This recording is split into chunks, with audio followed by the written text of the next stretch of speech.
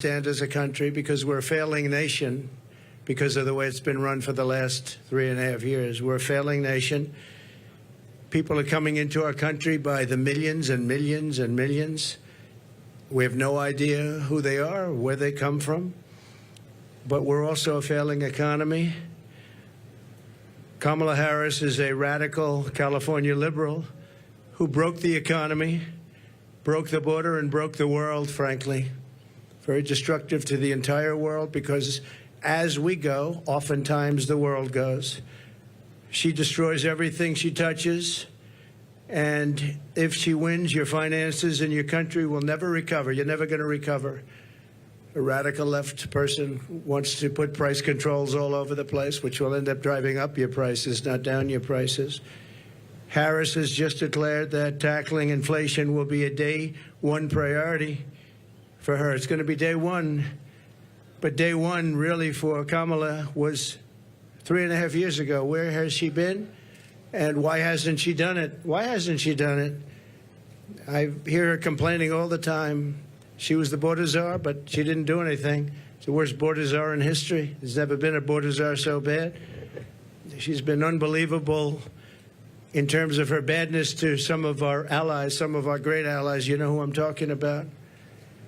Here is the record of economic calamity that Kamala is desperate for voters to ignore. She cast the tie-breaking votes that caused record inflation. She cast the votes. She's trying to blame Biden, as you know. So it was Biden, but I'm going to do a better job. But it was her. And if she wants to do a better job, she's still got 5 months left, right? But she can't do a better job because she doesn't know how to. And she's of a place in life where she wouldn't know what a better job is.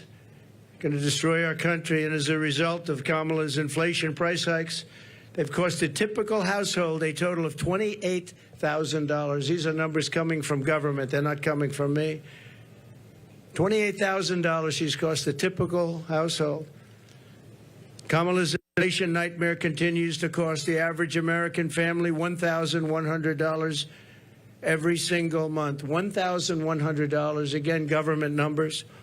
You're paying $148 more a month on food. That's every month. Average family, because Kamala and her ideas, and Joe Biden too, I mention him, but he's sort of gonzo. It all started with the debate. I should have been a little bit easy. Somebody said, your debate performance was horrible. I said, why? Because you forced him out of government. But I believe she'll be just as bad. I believe she's maybe in many ways going to be worse because he wasn't really a radical left, but she is. She's real. He wasn't real. So I think she's going to be, in many ways, easier to beat than Joe Biden. What they did to him was disgraceful, by the way, and it really is a threat to democracy. It was a coup by people that wanted him out, and they didn't do not the way they're supposed to do it. $129 more on energy and $241 more. This is all per month on rent. So you have that, $148, $129, $241, and then many other increases. You add it all up, it's thousands and thousands of dollars that she and he have cost people. The cost of a typical monthly mortgage has doubled since I left office, and that number was about 3 months old from government, and now it's tripled. We had mortgage rates at around 2%, close to 2%, and they're now at 10%, and you can't get a mortgage. So that means it's a lot higher than 10%. I guess it is whatever they want to give over the money, and that's a lot more than 10%. So when you think about double, they've actually quadrupled or more than that. Think of that, quadrupled, which really kills the American dream for young people. Young people are being devastated by what they've done to our country. Grocery prices have skyrocketed. Cereals are up 26%. Bread is up 24%. Butter is up 37%. Baby formula is up 30%. Flour is up 38%. And eggs are up 46%. And many items are up at much higher rates than that.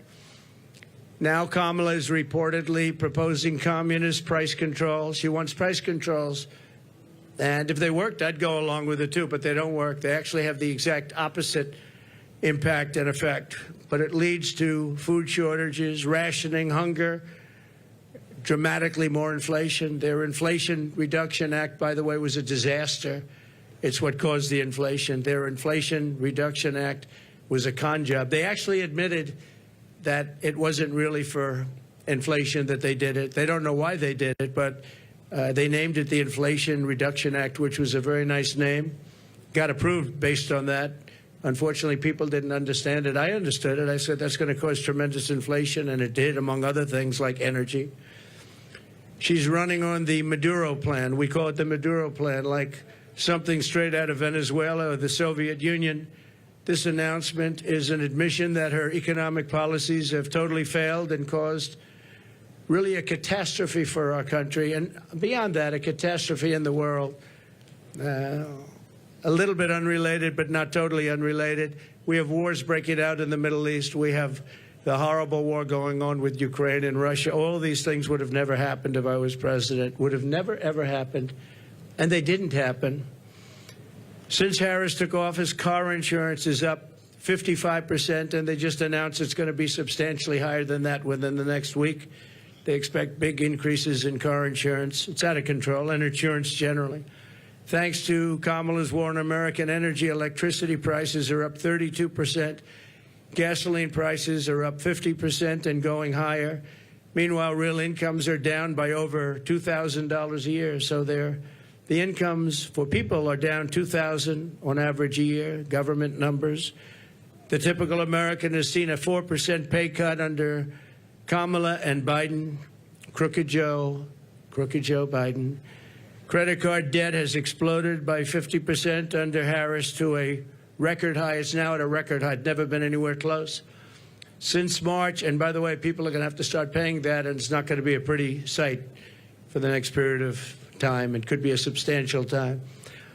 Since March of 2022, the average middle-class household has lost $33,000 in wealth. How about that? $33,000. That's average. In July alone, 350,000 people were added to the unemployment rolls.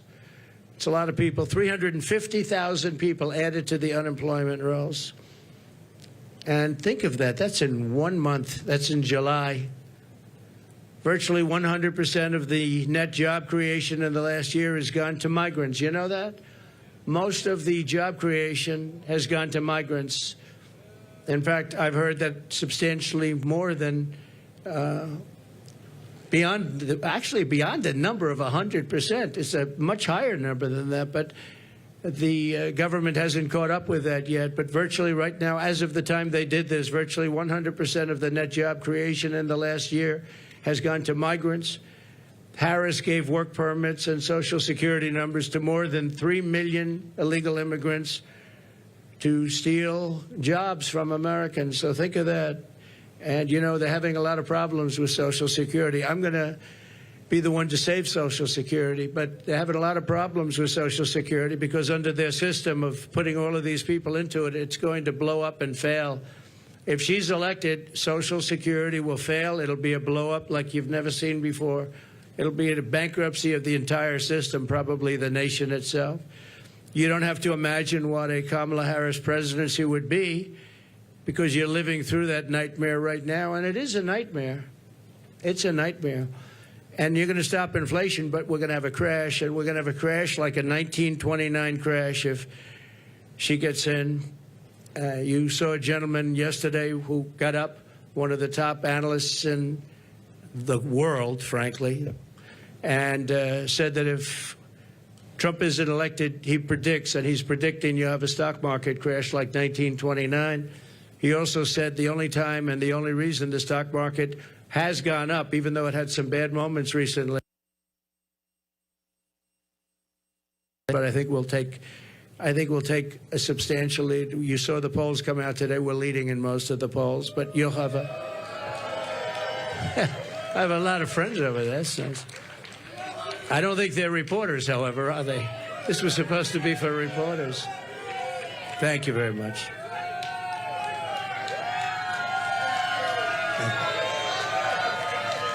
Thank you very much. When I left office, I handed Kamala and crooked Joe Biden a surging economy with no inflation. The 30-year mortgage rate was around 2%. Gasoline had reached $1.87 a gallon. We actually had many months where it was lower than that, but we hit 187, which was a perfect place, an absolutely beautiful number. Real income surged by more than $4,200 a year when I was president. Harris and Biden blew it all up. And if Kamala wins the election, the worst is yet to come. You'll have a real problem in the future because people don't respect her in the world. People don't respect her in the economy. Economists are laughing. They can't even believe this is happening to our country. And she wants to change a free enterprise type country into a communist type country. That's what she knows. She's considered far more radical than Bernie Sanders. That's all you have to know, far more radical. And she picked somebody that's far more radical than Bernie Sanders. He approved a bill recently, tampons in boys' bathrooms. He wants tampons in boys' bathrooms. It's terrible. It's terrible. But that's the person that she picked. Surprising pick to me. I was shocked. He's also got one of the worst run states. Many people are leaving the state, sixth most. And from her state, she destroyed, as the Attorney General, she destroyed California along with Gavin Newsom. And she, San Francisco, you know, was a great city 15 years ago. Now it's considered almost unlivable. You can't live there. And what they've done to that great state with the beautiful weather like this weather, they have this weather all the time. And they have the ocean, they have the sun, they have everything good. But what they've done to it is a shame. And she's going to do the same thing to our country. It was the policies. They had a recent article, and I didn't know this, but you're allowed to rob a store as long as it's not more than $950. Has everyone ever heard of that? You can rob a store, and you have these thieves going into stores with calculators calculating how much it is. Because if it's less than $950, they can rob it and not get charged. That was her that did that.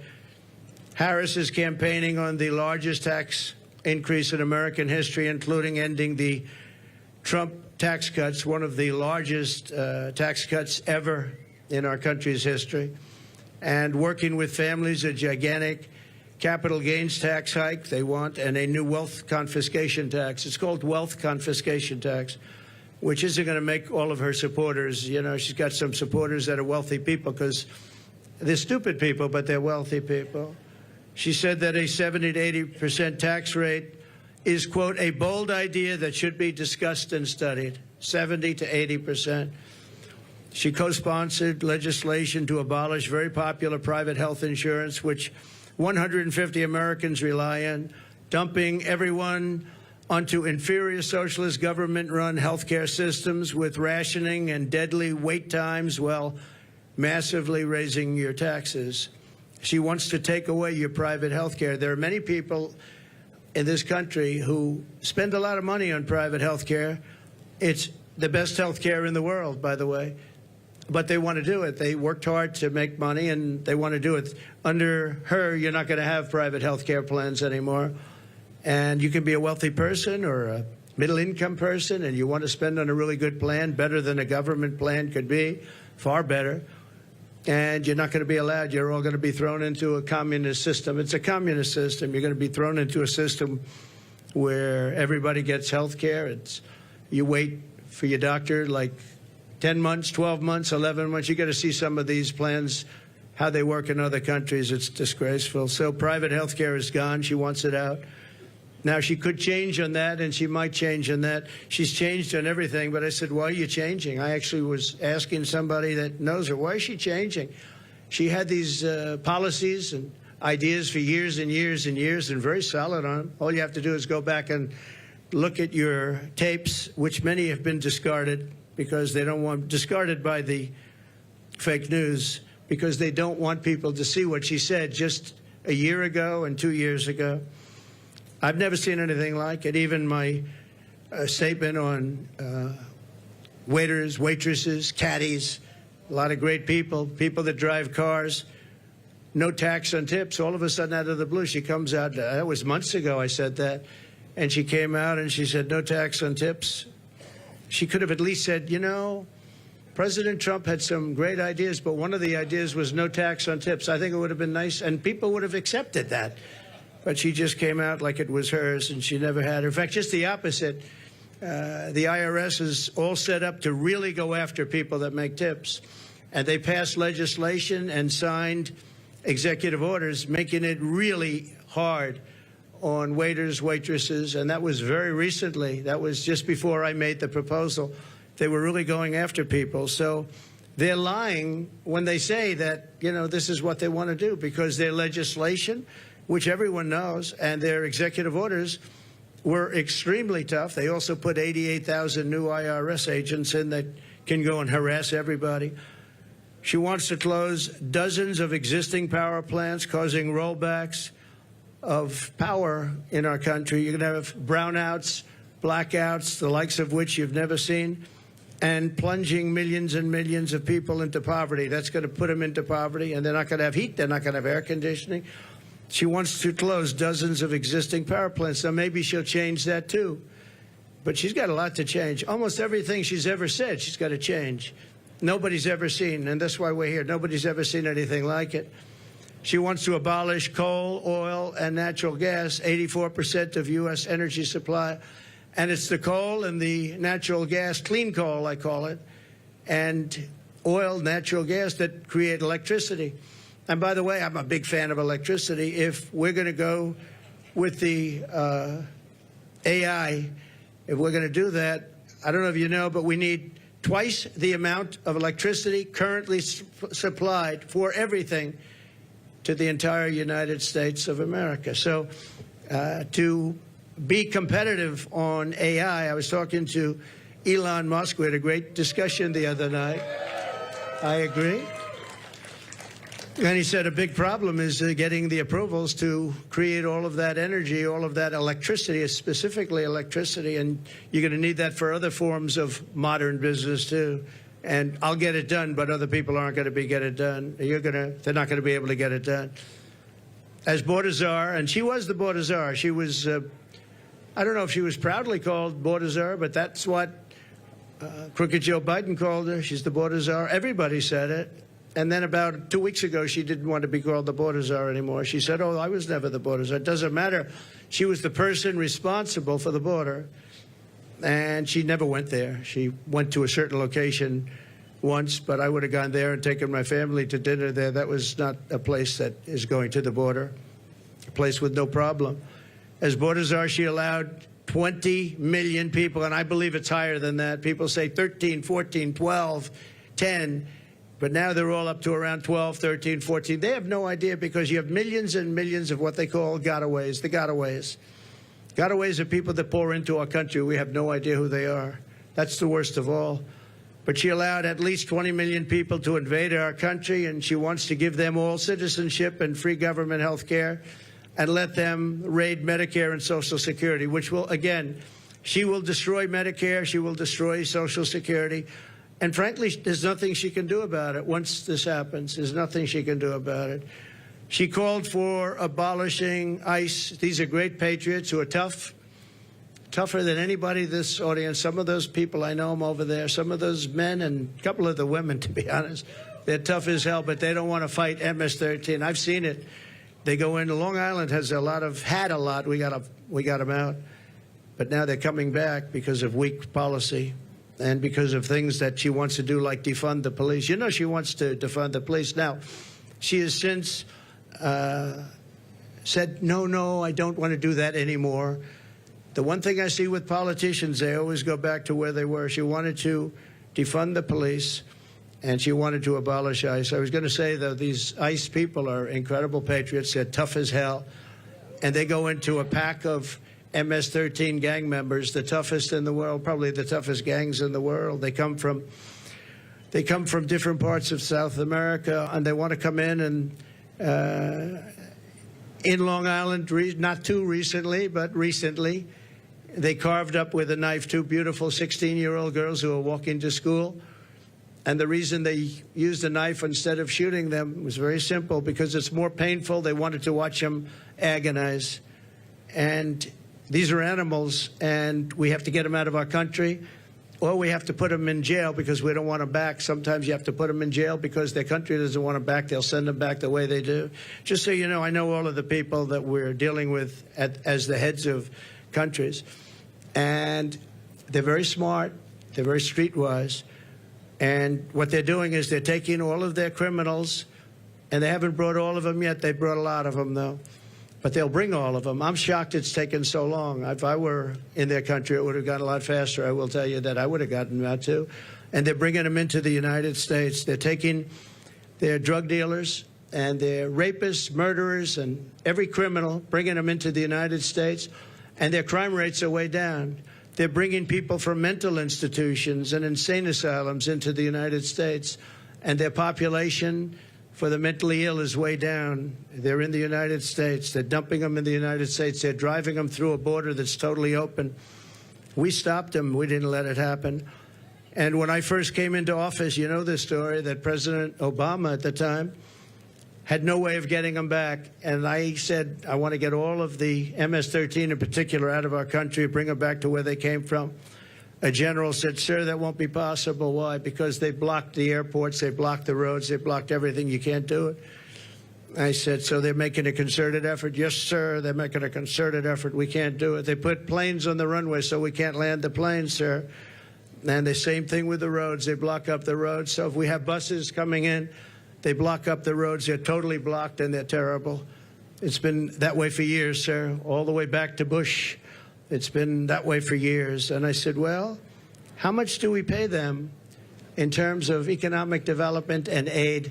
Sir, we pay them $750 million. I said, that's okay. Call them immediately and tell them we're not paying them anymore.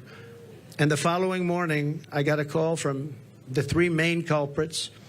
Sir, I'd like to speak to you because I don't understand what the problem is. I said, well, you've sent us gang members, and they send them. Remember that. They send them. They said, you send us gang members, you send us killers, and you send us drug dealers, and you send us horrible people, and when we want to bring them back to your country, you won't accept them. And that's under President Obama and all the way through. And therefore, you're in default. You are in total default of the money that we send you. And we're not going to send you the money anymore. You're not getting any of the $750 million and more. We're not giving you any. You are delinquent. You are delinquent in what you've done. And you're not getting, sir, please, can we talk? I said, yeah, we can talk. What? We would absolutely love to have MS-13 sent back to our country. We think they're wonderful people. They're not wonderful people. They're wonderful killers. But they changed their tune totally. When I said they weren't going to get the money, I don't know why these people don't do it. And the $750 million now is billions of dollars because Biden increased it very substantially. He thinks by sending them money, they're going to send fewer people into our country. How stupid is that? So they're giving them $2.5–3 billion. The 750, not only did he give it, I didn't even pay after they made the call because I said, you know, you've treated us badly for so many years. We're not going to pay you it anyway. But now they're giving them billions of dollars, billions, much more than when I took over. It was 750. Now they're giving them billions. But they said, okay, you have been listening to former President Donald Trump, who is giving a press conference on the economy as we speak at Bedminster, New Jersey. We want to quickly come on the air here with a fact check, and then we will return you to the former president. This is a press conference that has ostensibly been about the economy. In the wide shot of the image that you're seeing there, you see a little bit on the edges. The former president is flanked with grocery store items that he says the prices have risen in recent years under the Biden administration.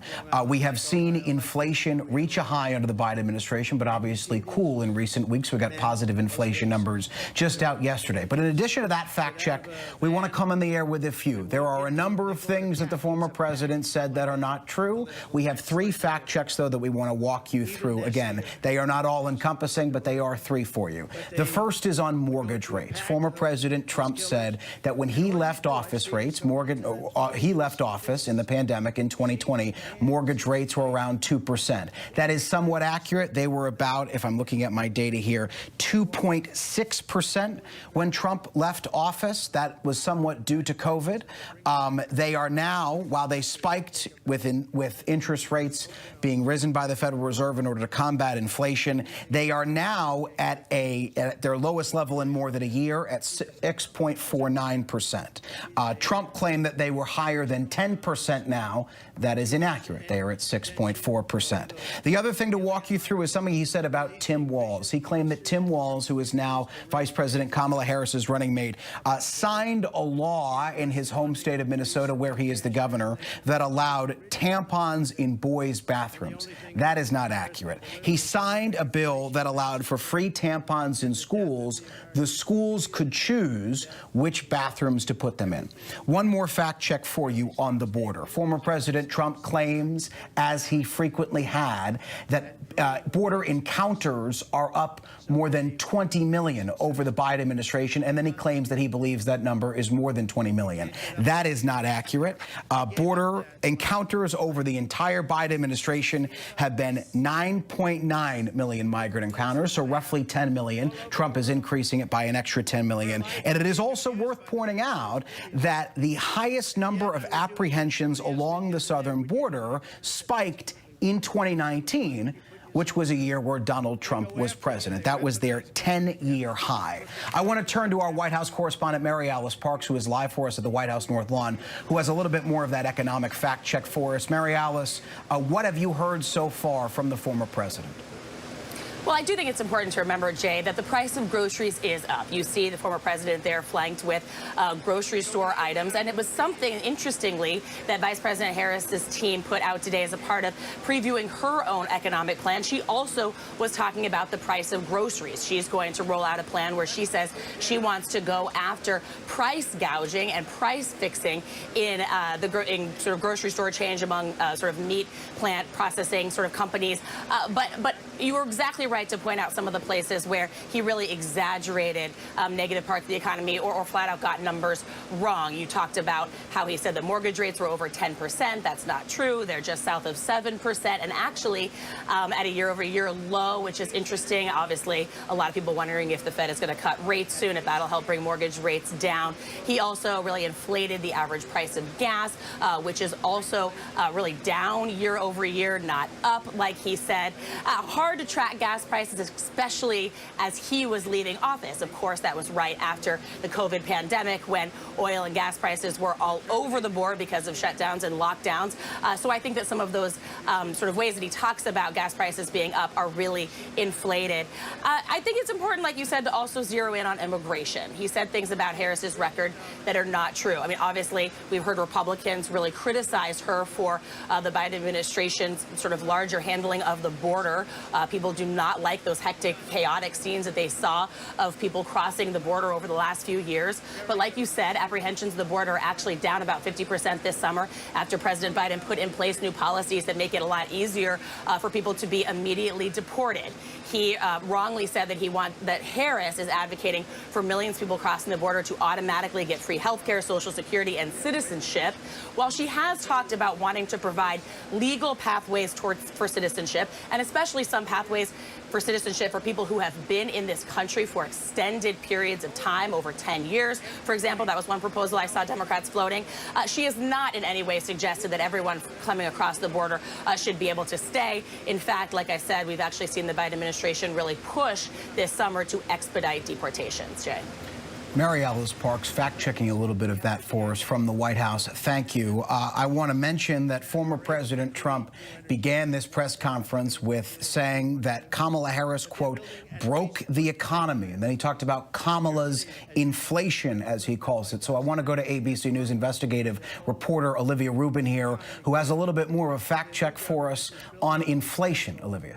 Yeah, well, I think it's important, Jay, to dig into something that you said at the top, which is how, inflation has been cooling. And it's important to point out that inflation has been cooling for multiple months, not just 1 month, not just 2 months, but for multiple months. But still, the economy and inflation, the Trump campaign is likely betting is going to be one of these biggest issues going into the 2024 election. So what they are trying to do is hammer in on that. And you heard Mary Alice say, grocery prices are still up. Trump is talking about eggs. He's talking about flour. He's talking about bacon, baby food. He is trying to drill in and get into the homes of everyday Americans and tell them that their lives are not better. And critically, what he's trying to do is tie Kamala Harris to the Joe Biden economy, even though, like you said, it has been Joe Biden who has been president for nearly the past 4 years and not Kamala Harris.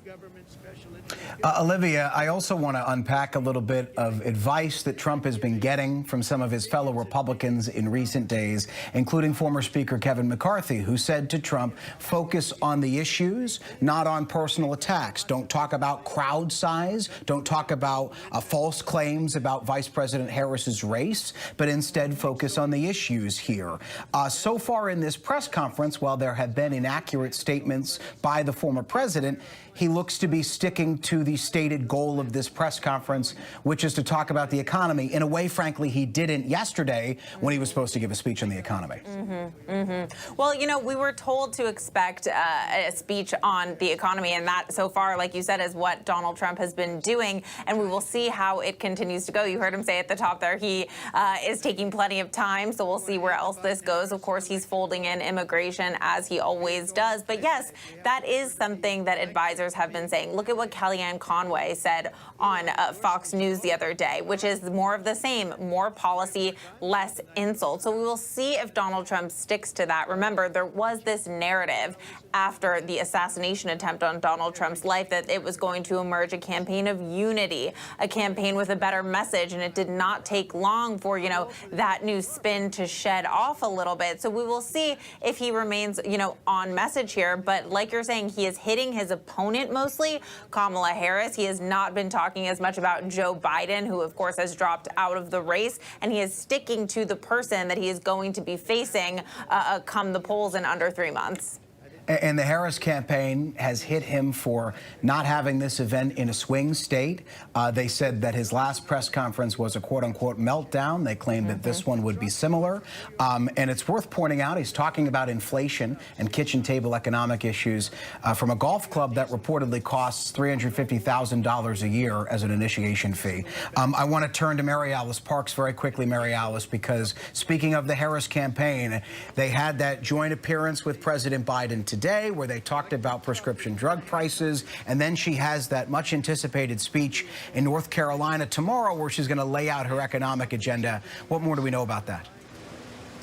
Yeah, this was a big win for the White House, actually, today to be able to roll out the cost savings that they anticipate the federal government, the savings the federal government will be able to sort of reap back, sort of savings for taxpayers and for seniors who are on Medicare. You remember, as a part of the Inflation Reduction Act, the federal government will, for the first time, be able to negotiate the price of drugs with prescription drugs with sort of with drug companies. And today they announced sort of the new prices of the 10 most costly drugs. Their estimate is that it will save $6 billion in federal taxpayer money. That is no small amount. And Harris really taking a victory lap on that, saying, of course, that it will also help seniors. I imagine that she'll talk even more about this and ways that they think that they are successfully expanding and approving the Affordable Health Care Act as a big part of her economic plan. We also know that her economic plan is going to involve proposals around housing.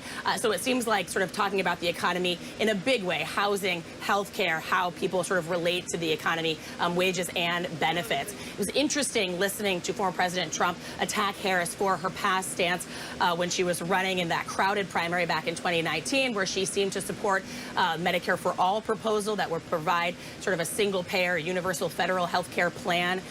He really joining sort of Republicans in hitting her for that. We have seen Harris really back away from that while she's worked for President Biden, who, of course, himself was not in favor of a Medicare for All plan, but instead wanted to work on strengthening the Affordable Care Act. Harris instead has really instead attacked Trump on his insinuation that he would be fine scrapping the Affordable Health Care plan altogether, even though we know record numbers of Americans actually now get their insurance through the Affordable Care Act. Republicans like to refer to it as Obamacare, but actually a record number of Americans get their health insurance through that law. I think all of this just underscores how many policy positions there still are for Harris to flush out, how important those debates are going to be in September. We're seeing these campaigns really in full swing, attacking each other on these policy proposals, and Harris is going to have to answer for some of these attacks that Trump is lobbing. Okay, Mary Alice Parks, to you at home, here is our plan. Former President Trump is supposed to take questions. This is supposed to be a press conference. We will return you to the former president when he begins taking questions. We also want Mary Alice and Olivia Rubin to stand by on fact checks. We will come back to you momentarily. And we want to bring into this conversation former Trump administration official and Republican strategist Tricia McLaughlin. Tricia, thank you for joining us. I want to start with this advice that former President Trump has been getting from some of his Republican allies, including former Speaker Kevin McCarthy, including even Nikki Haley, who's someone their advice he's not often inclined to take, which is focus on the policies, stop focusing on personal attacks. Do you think he's going to stick to that advice? Well, I sure hope so. I mean, if today was a perfect example of him doing just that. But Jay, I gotta say, I look forward to tomorrow when Kamala Harris gives her speech. I really hope you cut out in the middle of her speech to fact check her, because it seems like people are all out to lunch. These fact checkers are all out to lunch when she talks about how Trump and Vance are going to take away IVF, which is a total lie. That Project 2025 is their agenda, which is a total lie and has been completely debunked. And then that she says she's not in charge of the border when she absolutely is. I mean, going back to what President Trump said, I know you all try to fact check that 10 million people have illegally crossed the border since she has been in office for the past 4 years. She was in charge of the root causes, Jay, which the root cause of our immigration crisis in this country is that people want to enter this country and we have a porous border. Prices are up 20%, like former President Donald Trump said, and we have to get that under control. But Kamala Harris is saying, oh, vote for me, I'll lower prices. Well, where have you been the last 4 years? Because really all I've seen so far is her blaming companies and corporations, including small businesses, for increase in prices when there's actually just bad economic policy. That bad economic policy includes the fact that she was, as the Senate president, the tie-breaking vote in the Inflation Reduction Act, which ironically, the Inflation Reduction Act only skyrocketed inflation because it poured trillions of dollars into the American economy. So, Tricia, one of the things I do appreciate is we do love a good fact check here. You fact checked yourself, which I also appreciate because she wasn't in charge of the border. As you said, she was in charge of the root causes of immigration. But the other thing I want to ask you is you mentioned something interesting, which is this idea of tying the economic environment to Kamala Harris. We heard the former president say, quote unquote, Kamala's inflation, things like that. This is a campaign that has largely, up until a few weeks ago, been making that same line of attack against President Biden. Do you think it will be difficult to transition that line of attack that might already be baked in with a number of Americans onto Vice President Harris? Now, I know she's part of this administration, but is that a little bit of a left turn for this campaign?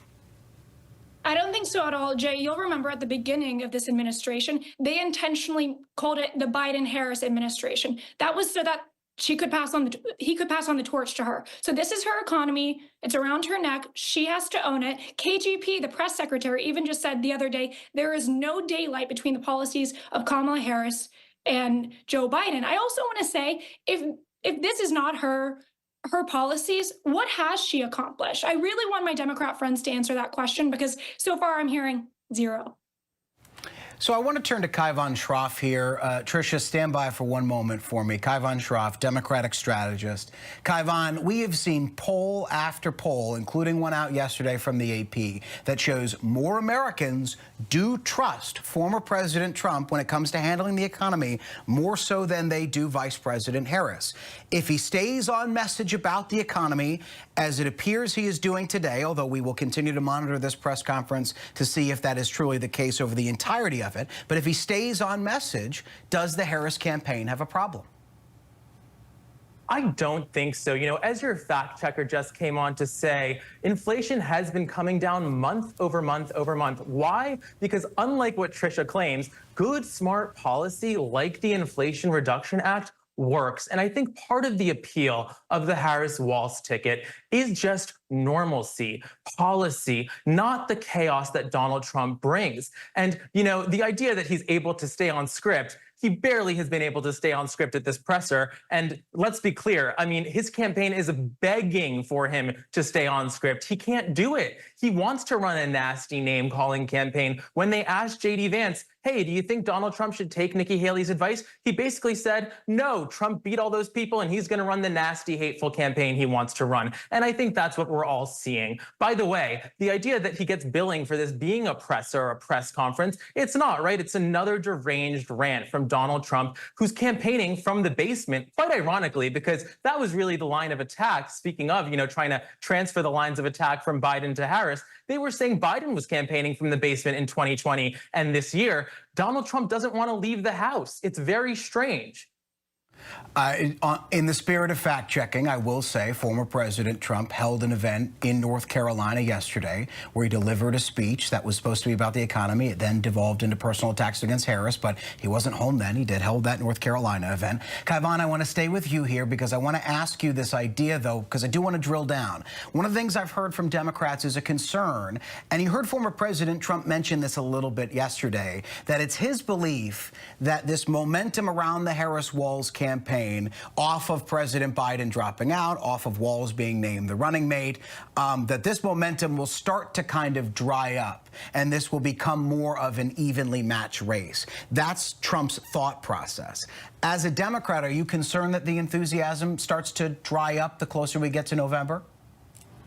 I'm not sure that's going to be the case. You know, there's a short amount of time left in this campaign. We haven't even had the DNC yet, so that's going to be another burst of energy. Now, I do just want to follow up because I never claimed he hasn't left the House, but he is mostly campaigning from home. What was Harris and Walz doing this week? Well, Donald Trump and last week, right? They were visiting 5 swing states. Donald Trump is not really in this campaign. His heart's not in it. He's slurring his speech. He's trying to campaign sitting at his desk and talking to Elon Musk on a glitchy X interview. So I don't think that it's the same to fact check what I said and the lies that Trish said. But I do think we're going to keep seeing great energy from this Harris-Walz ticket, where you're even seeing young people so energized and so excited. This is their Obama moment. And I think that people really want to move past the toxic politics of the last 8 years. And I know Vice President Harris has this saying, what can be unburdened by what has been. And I think people are really buying into that hope, that message, and that optimism.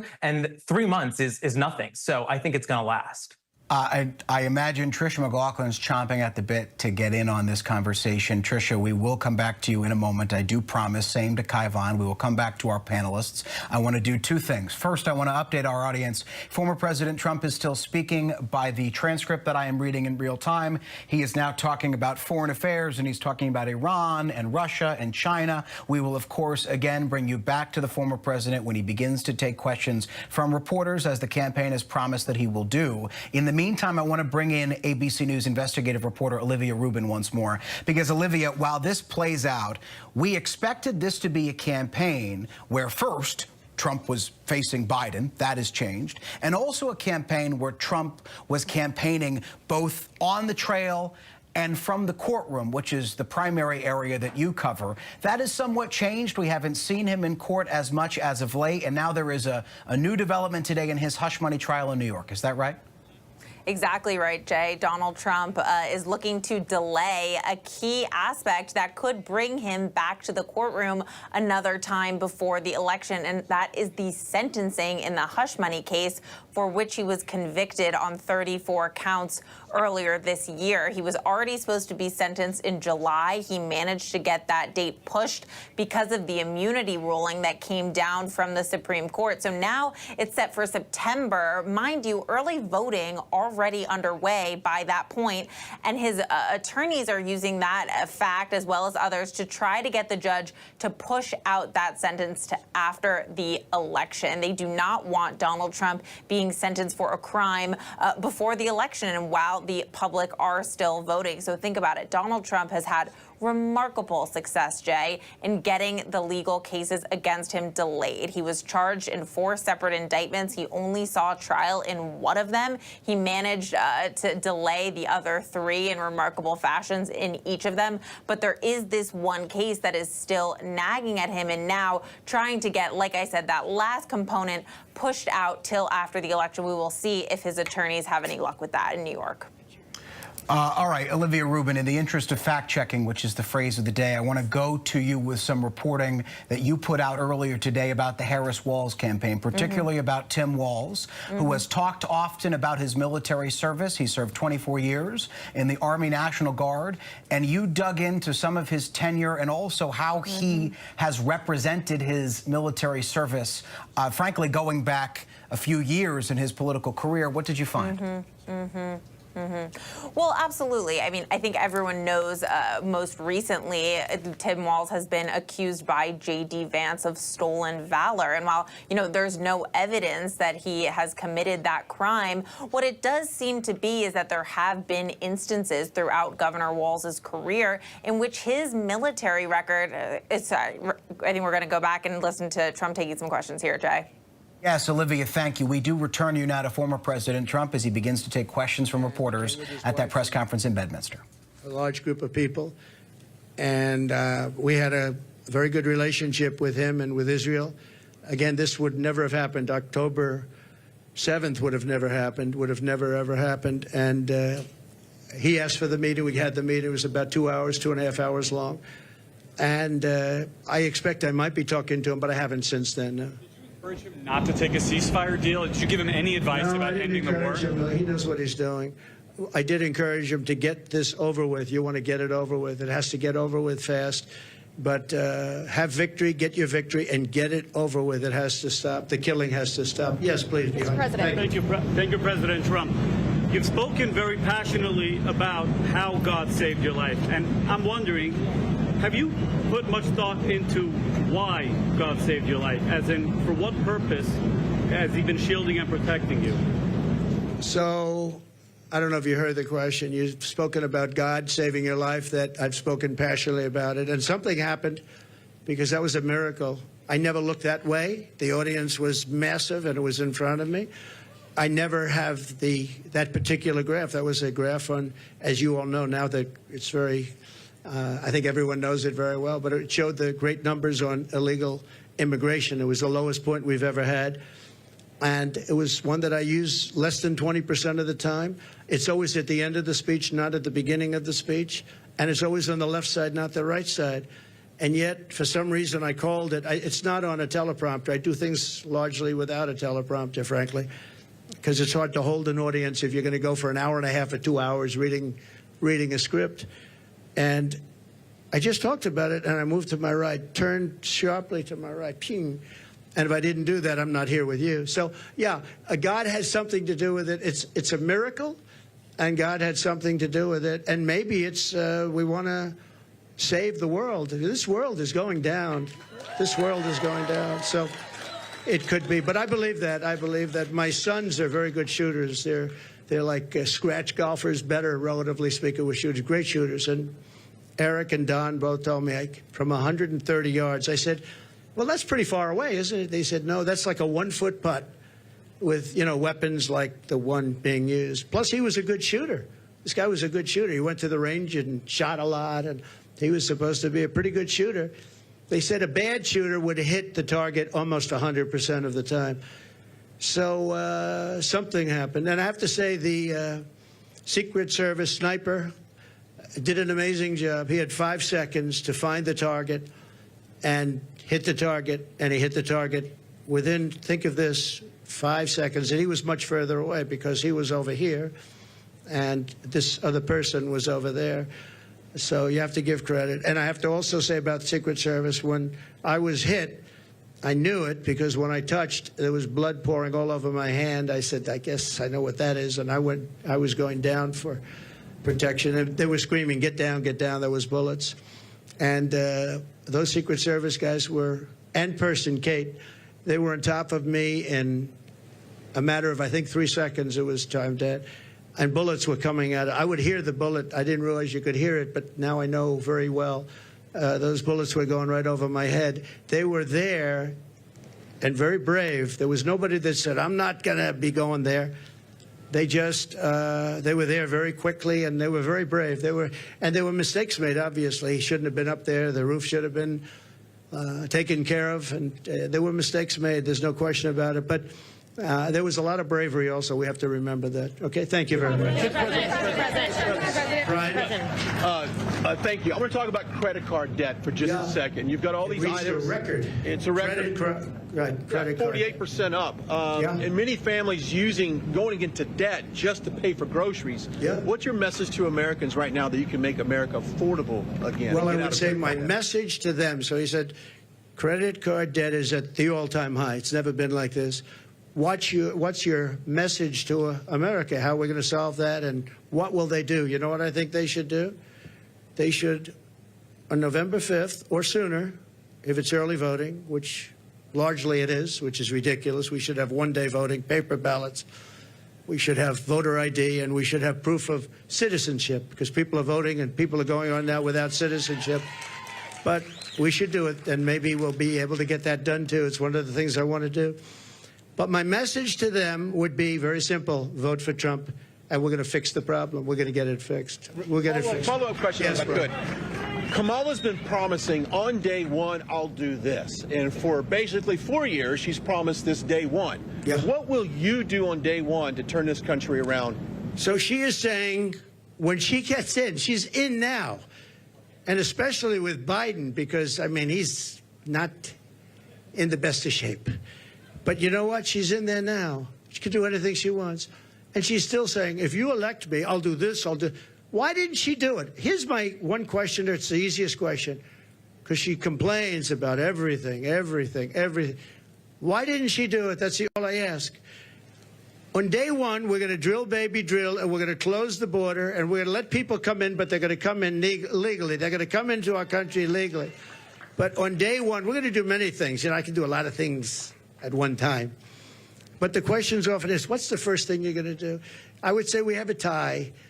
We're going to close the border. We're going to stop the millions of people coming in, and we're going to take all of the criminals that have come in, and we know every one of them. I know.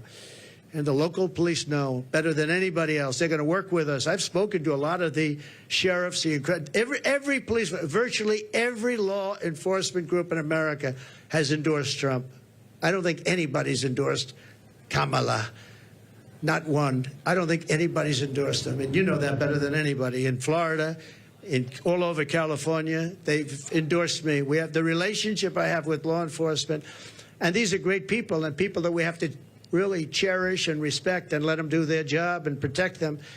And you'll always have a bad apple in everything. You have bad apples as reporters. That I can tell you many. I'd say about 80%.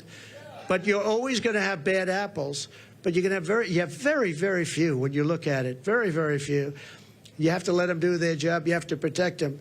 But basically, we're going to drill, baby, drill. We're going to get the energy prices down almost immediately, and we're going to close the border, and we're going to get the crooked ones out, the bad ones out, and we're going to let a lot of people come in, because we need more people, especially with AI coming and all of the different things, and the farmers need, everybody needs.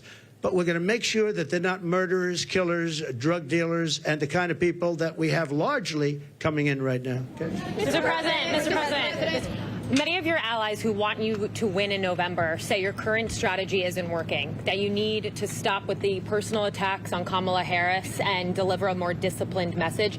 Do you agree? And also, you added more people to your campaign today. Yeah. Is that a sign of a shifting strategy? No, I think it's a sign of we want to close it out. We have great people. Susie is fantastic, as you know, and Chris is fantastic. They're leading it. Corey Lewandowski's coming in. He'll be, personal envoy, or he'll be at some level. They're going to be, they're doing a great job. Look, we've taken, with all of the abuse we've taken from the fake news media, all of this horrific abuse we take, and all I want to do is make the country good. All I want to do is have strong borders and good education. We want to have choice for education. So important, so many different things. You would think it would be the other way. We rebuilt the military. We did so many great things. But that's the way it's been for Republicans, and I guess more so for me than anybody in history, and that's okay. because we're leading in the polls. For the most part, we're leading in the polls. We were leading Biden by a lot. We're leading now, but I think when she's exposed, I think we're going to beat her by a lot more than we would have beaten Biden by, because he had a little group of people that have been voting for him for a long time. She doesn't have that. People don't know who she is. As far as the personal attacks, her because of what she's done to the country. I'm very angry at her that she'd weaponized the justice system against me and other people. Very angry at her. I think I'm entitled to personal attacks. I don't have a lot of respect for her. I don't have a lot of respect for her intelligence, and I think she'll be a terrible president. And I think it's very important that we win. And whether the personal attacks are good, bad, I mean, she certainly attacks me personally. She actually called me weird. He's weird. It was just a soundbite. And she called J.D. and I weird. He's not weird. He was a great student at Yale. He went to Ohio State, graduated in 2 years, at the top of his class, and all of these different things. And we have this guy that's running a failed, really a very failed state, who's had a terrible career. I mean, you have him saying they're weird. No, he's a weird guy. And she's weird in her policy. Who wouldn't want to have strong borders? Who doesn't want to have lower taxes? You know, all my life I've watched as politicians campaigned, and I've always been on, you know, for the most part on the other side, on the side that these people are on. And they always talked about, we're going to reduce taxes. This is the only campaign I've ever heard where they're saying, we're going to increase your taxes. And then people say they're going to vote for him? I don't know. So I don't think so. I don't think people know who she is yet. When people, because really people didn't know. You can ask the man on the street. I saw it on one of the shows today. They asked the man on the street, what's the last name of Kamala? Nobody knew. It's Harris. Nobody knew the last name. I don't even use it because nobody knows who I'm talking about. People don't know who she is. She's a radical left socialist. But beyond that, I mean, she's way beyond socialism, who's going to destroy our country. And when they find out, I think you're going to see something. But right now, even not knowing her, and with all of the, like the cover of Time magazine, they didn't put a picture. They got a great artist to do it. What was that all about? You know, what was that all about? The whole thing is crazy. I just want to win for the country. Some people say, oh, why don't you be nice? But they're not nice to me. They want to put me in prison, you know, just so you understand. You know, they tell me I should be nice. They want to put me in prison. It's never happened before in the history of our country. I did nothing wrong. I have crooked judges. I have crooked prosecutors. And they're all Democrats, all Democrat areas, other than in Florida, where you had a brilliant judge who ruled in my favor. I won the case, the documents case, won it in its entirety. And Jack Smith, deranged Jack Smith, suffered a defeat. But in New York City, everything's clubhouse, everything. I know it very well. I grew up there. I know it very well. And we have a very crooked system. And it's one of the reasons that New York is dying. Nobody wants to come in. No companies want to come in because the courtroom system is so corrupt, both at a federal level and at a state level and a city level. And they put you into an area where you have 3% Republican vote. It's all a rigged deal, just like Fani, F-A-N-I, Fani, with her boyfriend. And I think that's been discredited, too. They've been discredited. But think of it. They don't want me to be a little bit nasty. They want to put me in prison. Me. They want to put me. It's never happened before in the history of our country. It's happened in third world countries, but it's never happened here. And they're in danger because you create a precedent for doing that. And once that happens, that's a really bad thing. You know, in the years before, and I've said this a few times, not too much, but with Hillary, she was subpoenaed by Congress to give everything she's got, and she burned it, she acid washed it, bleach bit they call it. She totally scrubbed it, and then they broke everything with hammers, with fire, they burned it. And then she said, I don't have anything. Well, it turned out that she had a lot to give. And everybody said, lock her up, lock her up. And I used to go easy, just easy, easy. Then we won. And I said, wouldn't it be terrible? And you know, I lose. Some people are upset when I did this, but you have to look at it maybe differently now. I say, wouldn't it be terrible to put the wife of the president, former president of the United States, into a prison. Now think of that. Hillary Clinton, she was Secretary of State. She was the wife of a president of the United States who used to be a friend of mine before I ran for politics. He was a friend of mine. He used to play my golf course all the time. I have a great golf course right next to their home in Westchester. He used to be there all the time. It was his favorite course. But you know what? I could have done that very easily. She was so guilty. And I said to my people, wouldn't it be terrible to put, I don't know, wouldn't it be terrible to take, and we won the election, wouldn't it be terrible to take a former Secretary of State who was the wife of the President of the United States and put her into a prison? But that's what they want to do with me, and I did nothing wrong. It's all crooked politics and really crooked judges. You know I have a gag order? Do you know I can't even talk about it right now? Do you know that I have a judge who has a gag order? He doesn't want me to talk, and the reason he doesn't want me to talk is because what I say is so devastating and so horrible for him. But think of it, I have a gag order. There's never been a politician in history, I mean, probably for any politician for a city council office. I'm the leading candidate to be president.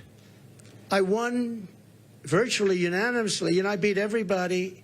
It was the quickest primary in history. There's never been one that was done so early. I had people that were very talented people, and I beat them by 45, 50, 60, 70, 80 points. There was never a close race. Nobody was even close. Good talent. They weren't close.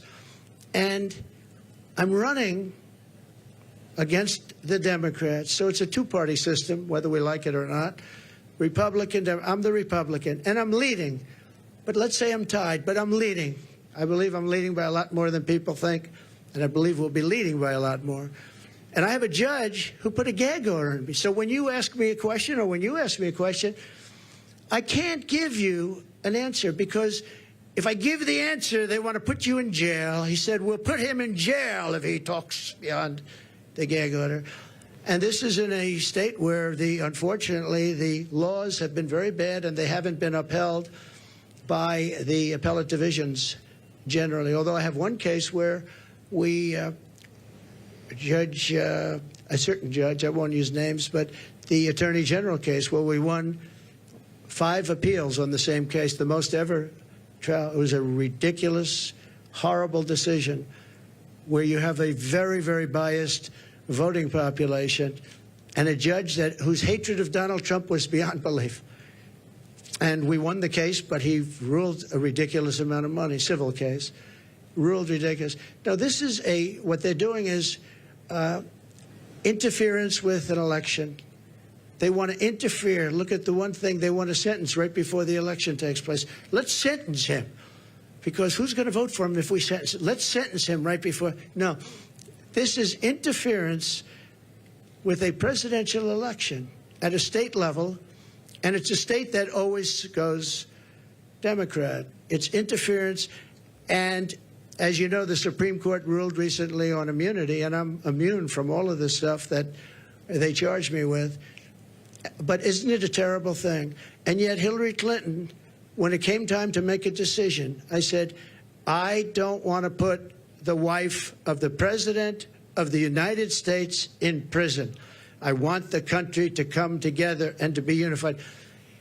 And here it is a few years later, and these people say, let's put him, why? Because I challenge an election? Because I want to challenge an election, or some other reason? It's a really disgraceful thing. It's a shame. And it's a very dangerous thing for both parties, because once they start that ball rolling, once they started rolling, that's a nasty ball. Yes, please. Please. 2 quick questions here. Nikki Haley told our Brett Baer that Republicans need to stop whining about Kamala Harris, focus on courting those independents, those suburban women, the moderates out there. What do you think of that strategy, and would you consider having Nikki Haley on the campaign trail with you? Sure. I think that we've done very well. I think that we're hitting a nerve. I think this is a different kind of a race. All we have to do is define our opponent as being a communist or a socialist or somebody that's going to destroy our country. You know, I fought Nikki very hard. I beat her in her own state by legendary numbers. And I get along with her fine. I appreciate that she endorsed me and all of that. No, I think that, I think relatively to what they're doing and how radical they are and how, in many ways, how sick they are, I think I'm doing a very calm campaign. I mean, we're here. There's no shouting. Now, you'll say he ranted and raved, and not you, but some of you will say he ranted and raved. I didn't rant and rave. I'm a very calm person, believe it or not. If I wasn't, I probably wouldn't be around anymore, you know? Probably wouldn't be around. But no, I think I appreciate her advice. I have to do it my way. You know, I ran against her, and I did it my way. People said I should maybe do it a different way, but I won in South Carolina by numbers that nobody's ever seen before. You know, it wasn't even close. And I think she's a good woman. I'd love to have her support. Yeah, she gave me support, but I'd love to have her go around and campaign. Quick follow-up on the economy. You mentioned this in your remarks. Vice President Kamala Harris wants to put a ban on price gouging. Do you think that the federal government should be responsible for determining food prices? Well, not only responsible, they probably can't do it legally, and that will drive up prices. She wants no fracking. Now, she may go and change that. I think she's already changed it. But she wants to have no fracking. I want no fracking. But for her whole life, she said that. No fracking. Then about, I don't know when, a couple of months ago, all of a sudden when she started looking at polls, remember this, she all of a sudden says fracking. I don't think I won Pennsylvania, and I did much better the second time. I won it in 2016, did much better the second time. I know Pennsylvania very well. I don't think there's any way in hell that somebody that's intelligent living in Pennsylvania is going to vote for somebody that basically will eventually end fracking, end fossil fuel. So whether it's Oklahoma or Texas or Pennsylvania, a big energy state, people don't realize that 350,000 people work in that industry. But maybe more importantly, they don't want to pay $9 a gallon for gasoline. So, no, I think that she's made statements. I don't know how you get out of it. I don't know how you can say for 10 years there'll be no fracking. I mean, we have tapes of her laughing at the stupidity of the question. Of course I'm not going to allow fracking. Then all of a sudden, a few months ago, she comes out in favor of, oh, yes, I'd allow fracking. I don't think anybody in Pennsylvania will be. I think she's going to do very badly in Pennsylvania. You have to frack. We need the energy, and Pennsylvania needs the jobs, but Pennsylvania needs the energy also. That energy is going to support our new system for AI and all of the other modern things that need massive amounts of electricity and energy, massive. So it's a very good question, actually. But we have to unify as a country. We have to come together, and I think we can. You know, I get that question oftentimes, and I used to think maybe there's no way because, you know, some people want a border, some people don't want a border. Most people do want a border. But there's such a difference in people. But just before COVID coming out, so 3 years, we went a long period of time, and we had an economy going the likes of which no country had ever seen before. I think you would agree. There's never been anything like it. And people were coming together. People were calling me I would call them radical left. But I would say very liberal people, very progressive people. They came to me. We would like to get together. In fact, we worked out criminal justice reform. I was the only one that could have done that. I won criminal justice reform, and I got that for black leaders that came to see me. Criminal justice reform. Obama couldn't do it. Biden wouldn't even try. But nobody could do it. I got that done. And I got conservative votes to get it done. They needed at least 5 very conservative votes. It was very hard to do. I got that done. Our country was coming together. And, you know, I can tell you the story of criminal justice reform. When you do that, that means that's a big step.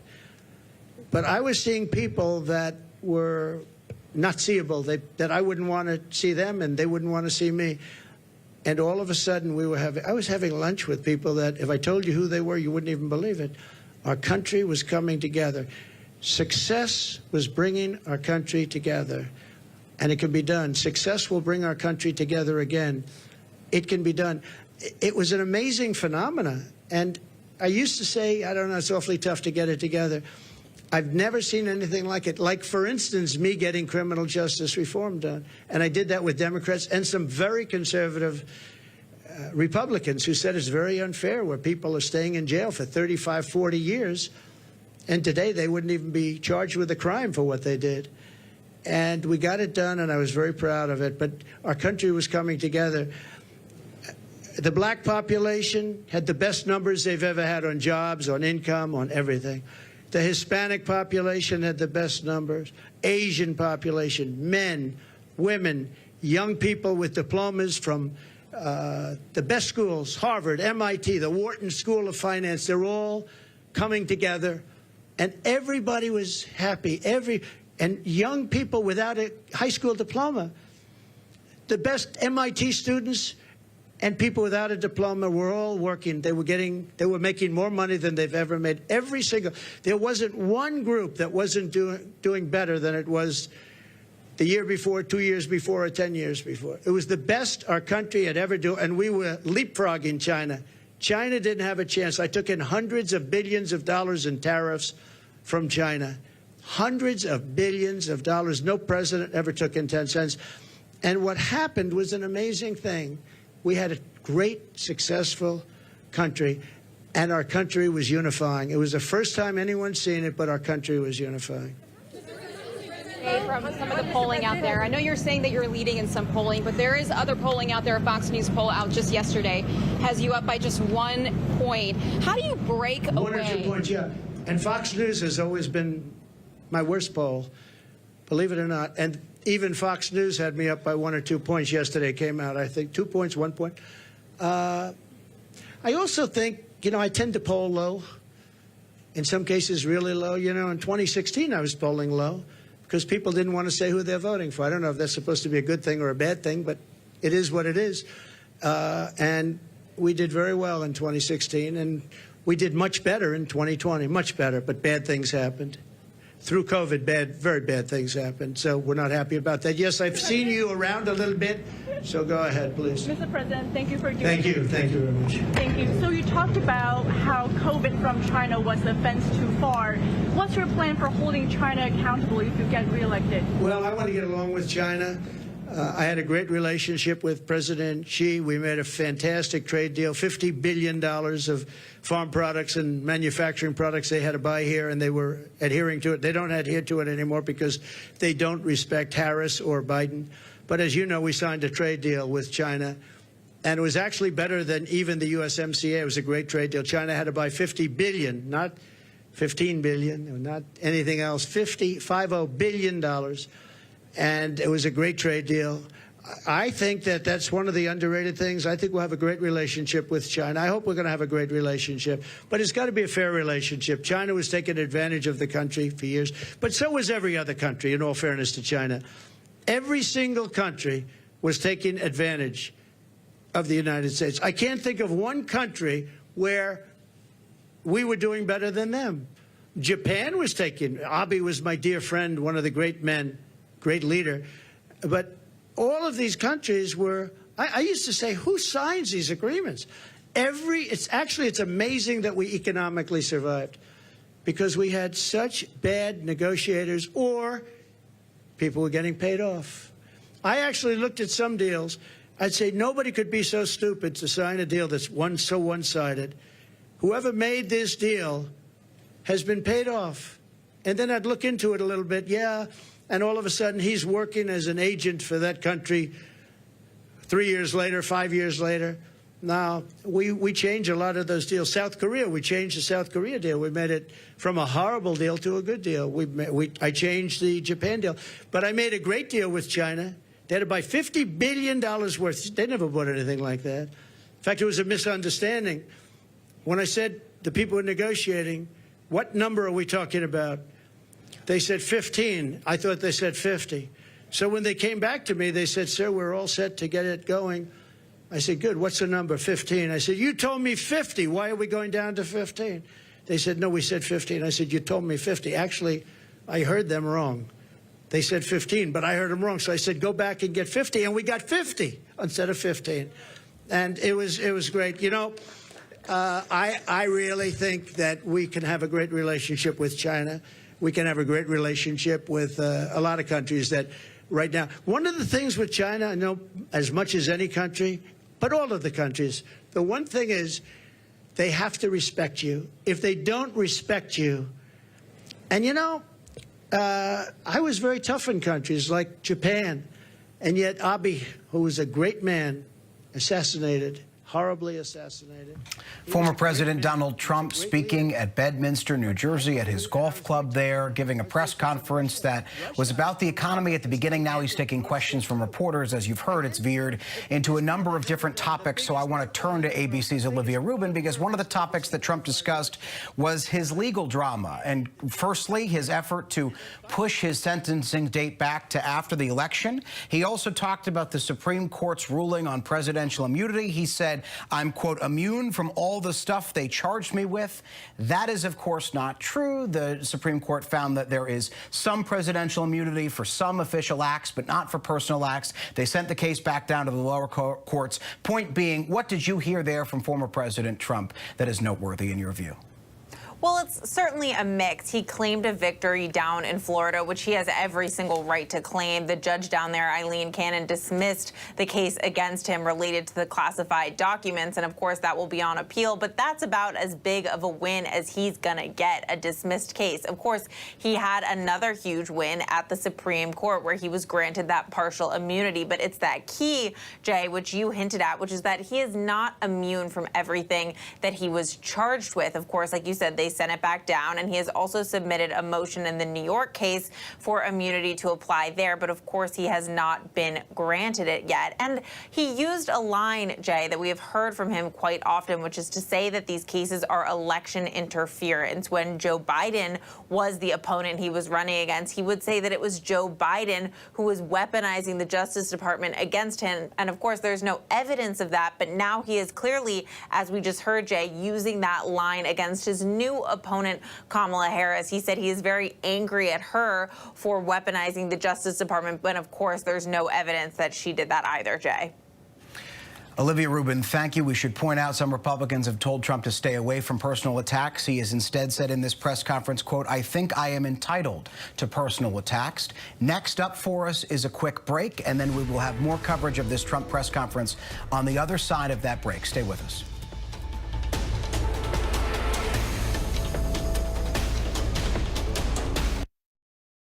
Mom, Dad, the new school year is a chance to show off what I'm into.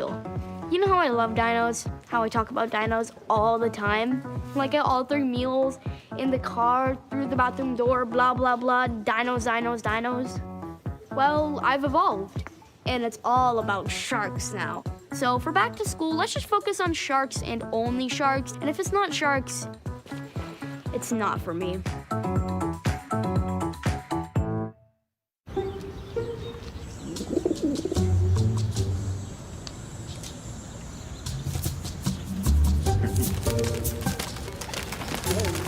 Not every decision you make will be as good as getting a Volkswagen at the Savvy VW Summer Sales Event. 2024 Volkswagen models cost less to maintain than Honda. Get 1.9% APR financing or a $2,500 customer bonus on a new 2024 Tiguan during the Savvy VW Summer Sales Event. Something's coming. Something powerful. Something suspect. Something sexy. Something amazing. Everything I need is right here. Community. Family danger. Murder. This world has so much to offer. Are you ready? Wow. You can have it all with the Disney Bundle. If you're looking for the one, find it on Realtor.com. Find the one with a short commute to work. Find the one in a great school district. Find the one in a hot neighborhood before it's a hot neighborhood. And find it exclusively in professionally sourced listings. Don't miss out on the perfect home. Don't all apps do that? Not really. Download the Realtor.com app today. You're watching America's #1 streaming news. Live reporting, breaking new exclusives. Keep streaming with ABC News Live. You can't get enough. The WNBA on ESPN and ABC, now playing. My name's Morgan Guillory. I am a cleaning lady, a single mom with 3 kids and an IQ north of 160. So helping the cops solve a murder?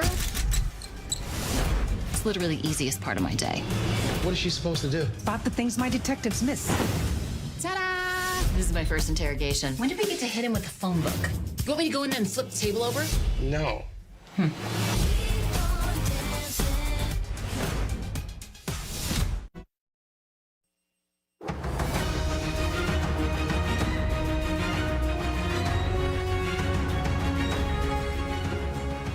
I'm Jay O'Brien in Washington. Right now on ABC News Live, we begin with the race for the White House and a campaign trail blitz just 82 days until Election Day. Former President Donald Trump in Bedminster, New Jersey this evening, delivering a press conference that continues as we speak, attacking Vice President Kamala Harris's record, including her economic policies. Here's what he said.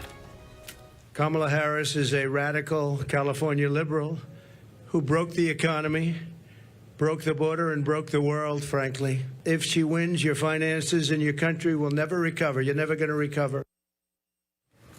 While taking questions from reporters, former President Trump was also asked about his personal attacks against Harris and the advice from some Republicans to stay away from those attacks. Here's what he said. I think I'm entitled to personal attacks. I don't have a lot of respect for her. I don't have a lot of respect for her intelligence.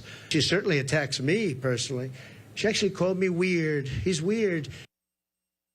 Meanwhile, Trump's running mate, J.D. Vance, campaigning in Pennsylvania today after agreeing to debate Vice President Kamala Harris's running mate, Minnesota Governor Tim Walz. That debate is set for October 1st. We're also learning more about Walz's background. Today, ABC News has reviewed past interviews he's given, as well as speeches and other statements chronicling how Walz, who served for 24 years in the Army National Guard, represented his military service, sometimes leaving journalists or even some of his colleagues with an inaccurate impression of where he served and what rank he was allowed to retire with.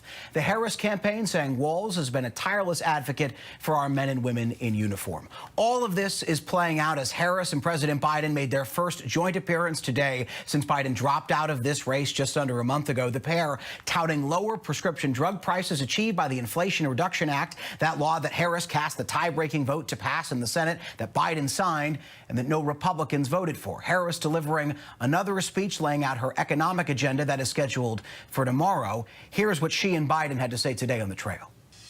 There's a lot of love in this room for our president. And I think it's for many, many reasons, including few leaders in our nation have done more on so many issues, including to expand access to affordable health care than Joe Biden. I have an incredible partner. The progress we've made, she's going to make one. There is a lot for us to get to this evening, so we turn to ABC's investigative reporter Olivia Rubin, ABC News White House correspondent Mary Alice Parks, who's standing by on the White House North Lawn, along with Democratic strategist Kai Von Schroff and Republican strategist Tricia McLaughlin. I want to start first with Mary Alice. Mary Alice, we heard in that press conference that former President Trump gave just moments ago, he claimed that Vice President Harris, quote, broke the economy. He talked about Kamala inflation. Give us a fact check on exactly where the economy is and what the administration would say as a rebuttal to that.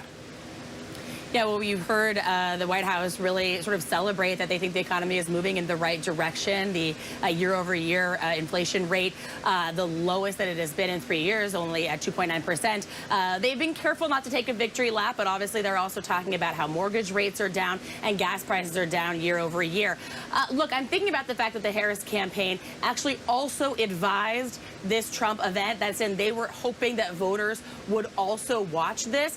They believe that when Trump sort of talks in that unwieldy fashion, that it turns people off. He does sort of, did today, as he often does, sort of riddle his remarks with falsehoods, exaggerations, things that were flat out not true. He continued his election denialism, for example. He seemed to suggest that he won the state of Pennsylvania in 2020, when, of course, he lost by over 81,000 votes. He talked about polling. He said that he's leading in all of the polls, then later walked that back, said he doesn't trust any of the polls. What we actually know is that in recent polls have really shown sort of a neck-and-neck race, and that Harris has really sort of evaporated any lead that the former president had in some of those early battleground state polling that we'd seen when he was facing off against Biden. A few other sort of noteworthy moments. He went on a pretty long diatribe about how he could have put Hillary Clinton in jail. Rather menacing remarks from the former president. Of course, Hillary Clinton was never charged with any crime, exactly the opposite. In fact, there was an extensive report looking into her emails, of course, that didn't conclude that she committed anything close to a crime. But that was interesting. He said over and over that he was sort of graceful and merciful, and he could have put her in jail, but chose not to.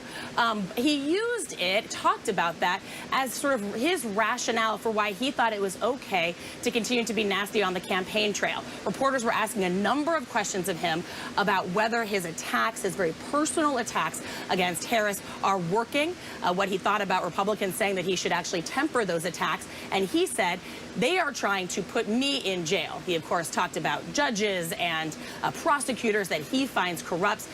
He said that they are all Democrats. They are trying to put him in jail. That was his rationale and reasoning, he said, for continuing his personal attacks against Harris. The last thing I'll just say really quickly, he was asked point blank what he would do day one if he was able to win a second term. The two things he pointed out, Jay, drill, baby, drill, and closing the border.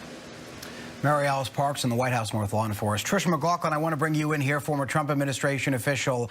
Trump talked about, as Mary Alice just alluded to, those